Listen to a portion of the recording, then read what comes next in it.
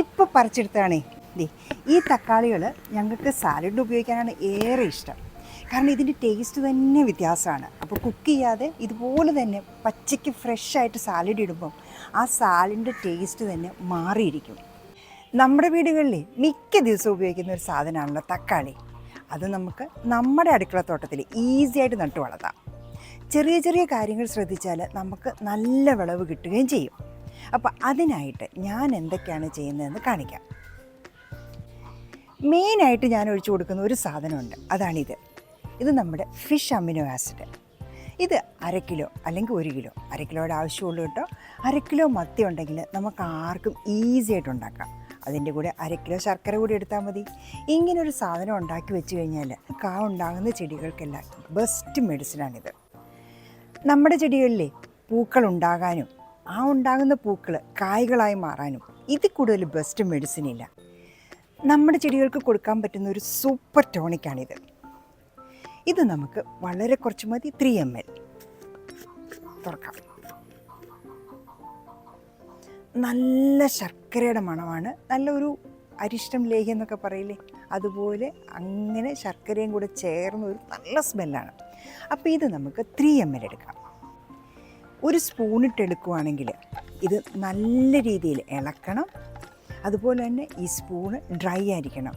ഒരിക്കലും നനഞ്ഞ ഒരു സ്പൂൺ ഇട്ട് ഇതിനെ ഇളക്കരുത്. കാരണം ഇതിനകത്ത് പൂപ്പലൊക്കെ ഉണ്ടാകും.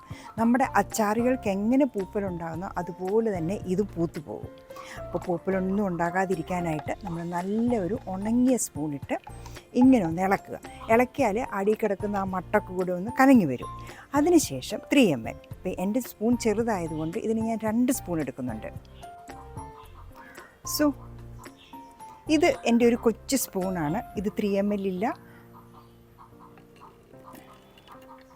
ഇത്രയേ ഉള്ളൂ. ഒന്നുകൂടി എടുക്കാം. അപ്പോൾ ഒരു 3 ml ഏകദേശമാണ്. അടുത്ത ഒരു സ്പൂൺ കൂടി ഒഴിക്കുക. ഏകദേശം ഇത്രയേ ഉള്ളൂ കേട്ടോ, കുറച്ച് മതി. ഇത്രയേ ഉള്ളൂ. ഇതാണ് നമ്മുടെ 3 ml എന്ന് പറയുന്നത്. നമ്മളുടെ പിള്ളേരുടെ സിറപ്പ് കൊടുക്കുന്ന ആ ഒരു മെഷറിംഗ് കപ്പ് ഉണ്ടല്ലോ, അതുണ്ടെങ്കിൽ ഏറ്റവും ഈസിയാണ്. ഇനി ഇതിലേക്ക് നമുക്ക് 1 ലിറ്റർ വെള്ളം കൂടെ ആഡ് ചെയ്യാം. 3 ml 1 ലിറ്റർ, അതാണ് അതിൻ്റെ കണക്ക്. ഞാൻ ഇപ്പോൾ 1 ലിറ്റർ നമ്മുടെ വെള്ളം കൂടെ ആഡ് ചെയ്തു. അപ്പോൾ ഇത് ഇങ്ങനെ ഇരിക്കും. നമ്മുടെ ആ അരിഷ്ടത്തിൻ്റെ കളറൊക്കെ അങ്ങ് മാറി. എന്നിട്ട് ഡയലൂട്ട് ചെയ്തപ്പോൾ ഇങ്ങനെയായി. ഇത് നമ്മുടെ ചെടികളുടെ പൂക്കളിലും ഇലകളിലും കായ്കളിലും ഒക്കെ നല്ലപോലെ നമുക്കങ്ങ് സ്പ്രേ ചെയ്ത് കൊടുക്കാം. ഇതാണ് തക്കാളിക്ക് വേണ്ട ഒരു ബെസ്റ്റ് മെഡിസിൻ. സോ ഇത് നമ്മുടെ correct 1 litre fish amino acid dilute ചെയ്ത് അതിനെ നമ്മുടെ 1 ലിറ്റർ സ്പ്രേ ബോട്ടിലേക്ക് ട്രാൻസ്ഫർ ചെയ്യാം.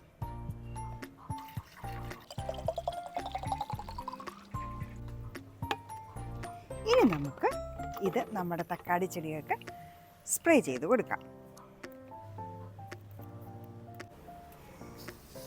നമ്മുടെ ചെടികളിലേക്ക് പൂക്കളിലേക്കും കായ്കളിലേക്കും ഒക്കെ അടിച്ചു കൊടുക്കേണ്ട ഒരു ബെസ്റ്റ് മെഡിസിനാണിത്. ഇലകളൊക്കെ മാറ്റിപ്പിടിച്ച് പൂക്കളിലേക്ക് നല്ലപോലെ സ്പ്രേ ചെയ്ത് കൊടുക്കുക. ഉണ്ടായ പൂക്കൾ കൊഴിഞ്ഞു പോകാതിരിക്കാനും കായ്കൾ നല്ല ഹെൽത്തി ആയിട്ട് വളരാനും സഹായിക്കുന്ന ഒരു സാധനമാണ് നമ്മുടെ ഫിഷ് അമിനോ ആസിഡ്.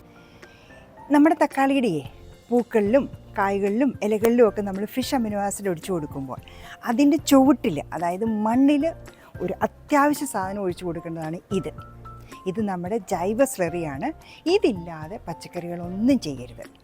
പിന്നെ ഇത് തക്കാളിക്ക് മാത്രമല്ല കേട്ടോ, എല്ലാ ചെടികൾക്കും ഇത് അത്യാവശ്യമാണ്. ഇതിനകത്ത് അവർക്ക് ആവശ്യമായ എല്ലാ സാധനങ്ങളും ഉണ്ട്. ഇതിനകത്ത് ചാണകമുണ്ട്, വേപ്പും പിണ്ണാക്കുണ്ട്, കടലപ്പിണ്ണാക്കുണ്ട്, പിന്നെ വേണമെങ്കിൽ നമുക്ക് എല്ലുപൊടി ഇടാം. ഇത്ര സാധനങ്ങളിട്ട് വെച്ചിരിക്കുന്ന ഒരു സാധനമാണിത്. അത് നല്ല പുളിച്ചിരിക്കുകയാണ്.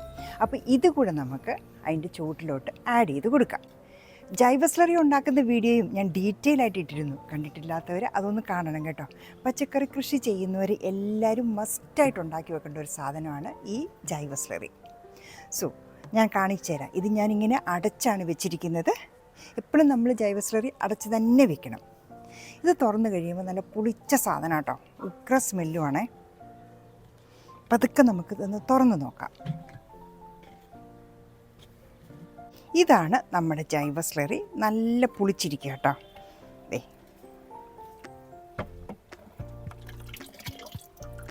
ചാണകത്തിൻ്റെയൊക്കെ നല്ല സ്മെല്ലും വരുന്നുണ്ട്. അപ്പോൾ ഇത് കൂടെ നമുക്ക് 1 കപ്പ് എടുക്കാം. നല്ലപോലെ ഒന്ന് മിക്സ് ചെയ്തിട്ട് 1 കപ്പ് മതി. ഇത് 1 കപ്പ് എടുത്താൽ 10 കപ്പ് വെള്ളവും കൂടെ ചേർക്കണം.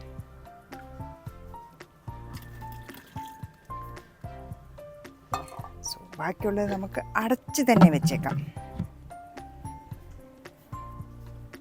നമ്മുടെ ചെടികളുടെ ചുവട്ടിലെ മണ്ണ് നമ്മളൊന്ന് കൊത്തി ഇളക്കുക.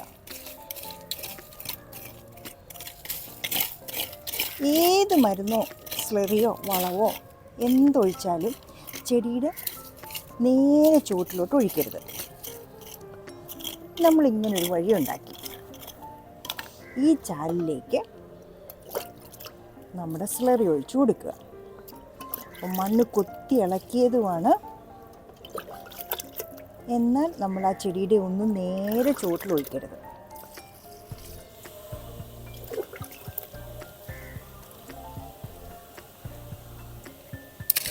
പിന്നെ തക്കാളിയുടെ വേര് വരുന്നത് അതിൻ്റെ തണ്ടിൽ നിന്നാണല്ലോ, അപ്പോൾ പൊതയിട്ട് കൊടുക്കാൻ ഒരിക്കലും മറക്കരുത്. എപ്പോഴും തക്കാളിയുടെ മൂട്ടിൽ നല്ലപോലെ മണ്ണും വേണം, തണുപ്പിനായിട്ട് പൊതയും വേണം.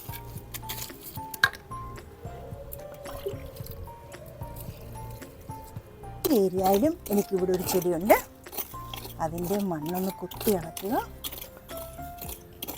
അതിനുശേഷം നല്ല രീതിയിൽ നമ്മൾ വെച്ചിരിക്കുന്ന ജൈവ സ്ലറി ഒഴിച്ചു കൊടുക്കുക. ഒരു 10 ദിവസം കൂടുമ്പോൾ നമ്മൾ ഇടയ്ക്കിടയ്ക്ക് ഒഴിച്ചു കൊടുക്കണം, ഇങ്ങനെ ഡയലൂട്ട് ചെയ്ത്. ഈ പഴുത്ത് നിൽക്കുന്ന തക്കാളിയെ നമ്മൾ ഇനി പറിച്ചില്ല എങ്കിൽ കാക്കയോ കിളിയോ ഒക്കെ കൊത്തിക്കൊണ്ട് പോകും. അതുകൊണ്ട് നമുക്ക് ഈ ഒരു കൊല അങ്ങ് പറിച്ചേക്കാം.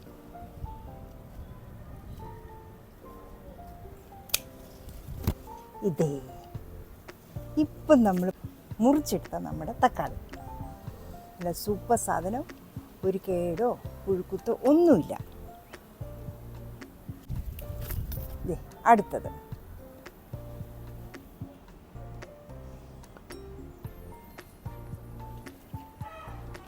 കഴിഞ്ഞിട്ടില്ല.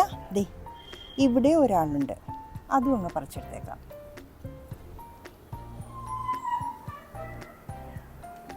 നമ്മളിപ്പോൾ പറിച്ചെടുത്താണ് ഇത്രയും തക്കാളി.